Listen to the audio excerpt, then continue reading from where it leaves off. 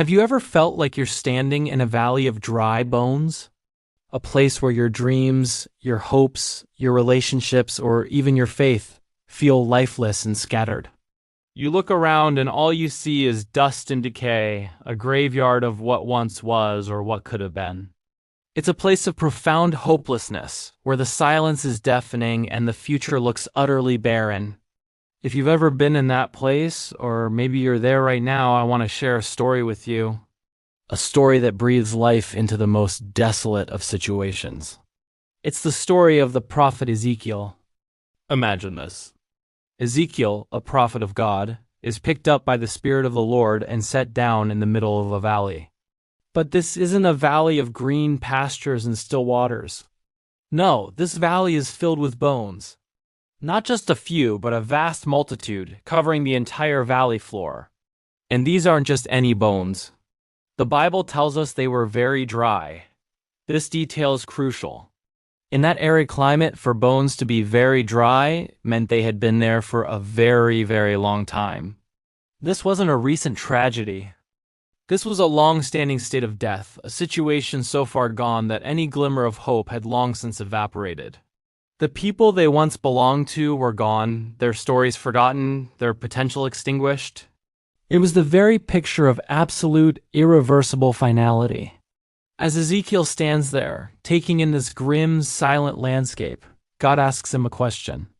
It's a question that cuts to the very heart of the scene, a question that seems almost rhetorical, even absurd given the circumstances. God asks, "Son of man, can these bones live?" Think about that for a moment. Put yourself in Ezekiel's sandals. You're surrounded by evidence of death, decay, and permanence.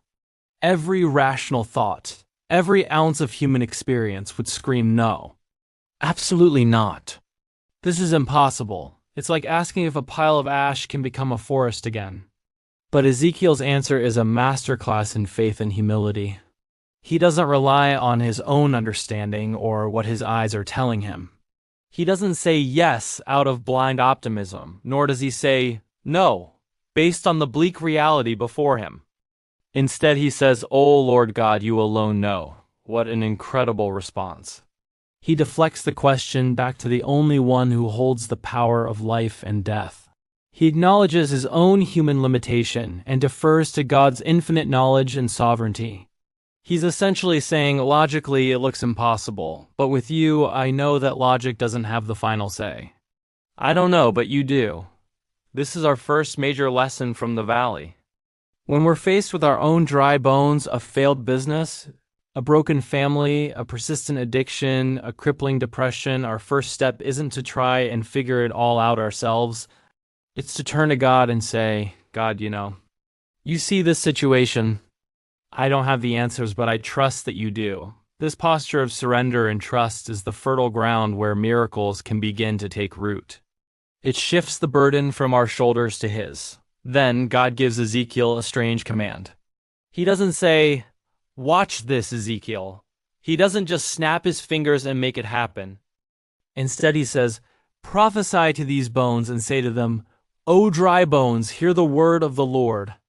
God tells Ezekiel to speak to the dead, to speak to the hopeless, to speak God's promises to a situation that had no capacity to hear or respond.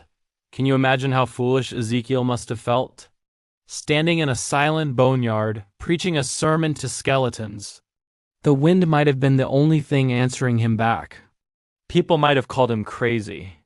His own mind might have been screaming, "This is pointless." But Ezekiel obeys.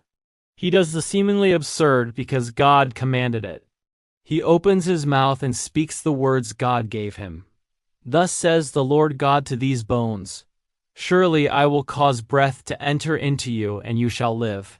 I will put sinews on you and bring flesh upon you, cover you with skin and put breath in you, and you shall live. Then you shall know that I am the Lord." He spoke life, he spoke restoration, he spoke identity, all based on the promise of God. And this is the second powerful lesson for us. God invites us to participate in the miracle. He wants us to use our mouths to speak his truth over our dead situations. What's that look like practically? It means when you feel anxiety, you speak God's promises of peace. When you feel worthless, you declare that you are fearfully and wonderfully made. When your finances look like a barren wasteland, you speak God's promise of provision. It's not about denying reality. It's about declaring a greater reality over your circumstances. It's aligning our words with God's word. The world speaks doubt and despair, but we are called to be prophets in our own valleys, speaking faith and hope. What happens next is one of the most cinematic moments in the entire Bible. As Ezekiel is speaking, as he is prophesying, something begins to happen. First, there's a sound, a noise, a rattling. Can you imagine the sound of countless bones clattering across a stone valley floor?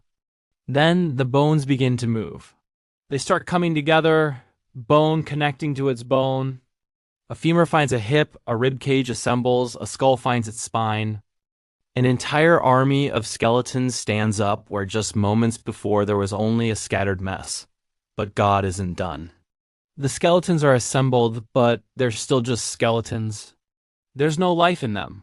So God tells Ezekiel to prophesy again. This time to the breath, to the wind.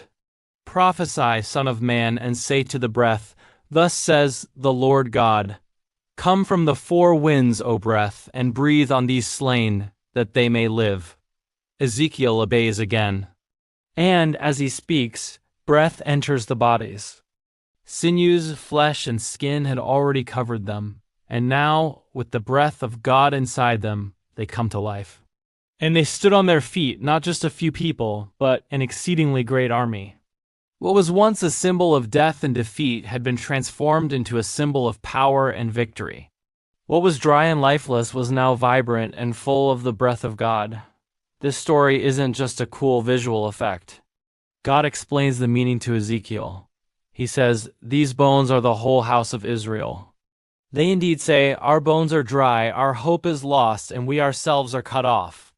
The people were in exile. They felt their nation was dead. Their covenant with God was broken, and their future was gone. They felt exactly like that valley of dry bones. But God's message through this vision was one of radical hope and restoration. He was promising to bring them back from their graves, to put His Spirit in them, and to plant them back in their own land. It was a promise that no matter how dead things seem, He is the God of resurrection. He doesn't just fix things. He brings dead things back to life. He doesn't just patch up our brokenness. He makes us completely new. So, what does your valley of dry bones look like today? Is it a relationship that seems irreconcilable? A career that feels like a dead end? A personal struggle that you believe you'll never overcome? A sense of spiritual dryness where you feel distant from God? Look at your valley. Acknowledge the dryness, the hopelessness, and then remember Ezekiel. First, adopt his posture of humility. O Lord God, you alone know. Surrender your need for answers and control. Trust in His sovereignty over your seemingly impossible situation. Second, take up His act of obedience. Open your mouth. Find God's promises in His word that apply to your valley and begin to speak them out loud. Prophesy to your dry bones. Speak life, speak hope, speak restoration. It might feel foolish. You might not see anything change at first. But faith is not moved by what it sees. It's moved by what God has said. Keep speaking. And finally, expect His power. The same God who raised an army from a valley of bones is the same God who is with you today. The same Spirit that entered those bodies is the same Holy Spirit that dwells in those who believe in Him. He is still in the business of resurrection. He can bring life to your dead marriage. He can breathe new passion into your stagnant faith.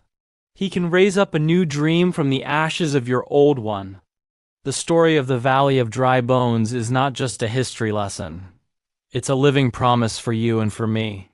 It's a declaration that with God, nothing is ever truly lost. No situation is too far gone. No person is beyond hope. He is the God who makes all things new. So stand in your valley, lift your voice, and get ready to hear the rattling sound of resurrection. Thank you for watching. If this message encouraged you, please like, share, and subscribe for more content that breathes life into our everyday walk of faith. We'll see you in the next video.